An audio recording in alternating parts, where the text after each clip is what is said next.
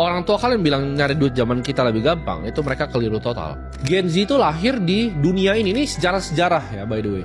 Di dunia yang paling banyak krisisnya dan paling sulit dalam sejarah manusia. Nah krisisnya apa aja? 2008 ya. Dari masih kecil aja Gen Z itu udah kena financial bubble. Ketika 2020 ya, mereka mungkin yang Gen Z yang lebih baru nih, yang mau sekolah baru mau lulus kuliah, mereka itu sekolahnya lewat Zoom. Mereka sekolahnya lewat digital bahkan. Mereka nggak datang ke sekolah, nggak bersosialisasi.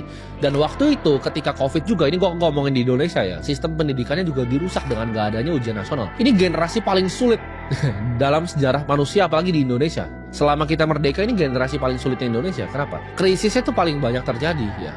Pandemi itu 100 tahun sekali dan kenanya di pertumbuhannya Gen Z. Ya pasti sulit jadinya. Orang tua kalian bilang nyari duit zaman kita lebih gampang, itu mereka keliru total. Gen Z itu lahir di dunia ini sejarah-sejarah ya by the way. Di dunia yang paling banyak krisisnya dan paling sulit dalam sejarah manusia. Nah krisisnya apa aja? 2008 ya. Dari masih kecil aja Gen Z itu udah kena financial bubble. Ketika 2020 ya, mereka mungkin yang Gen Z yang lebih baru nih, yang mau sekolah baru mau lulus kuliah, mereka itu sekolahnya lewat Zoom. Mereka sekolahnya lewat digital bahkan. Mereka nggak datang ke sekolah, nggak bersosialisasi. Dan waktu itu ketika COVID juga, ini gue ngomongin di Indonesia ya, sistem pendidikannya juga dirusak dengan nggak adanya ujian nasional. Ini generasi paling sulit dalam sejarah manusia, apalagi di Indonesia. Selama kita merdeka ini generasi paling sulit di Indonesia. Kenapa? Krisisnya tuh paling banyak terjadi ya. Pandemi itu 100 tahun sekali dan kenanya di pertumbuhannya Gen Z. Ya pasti sulit jadinya.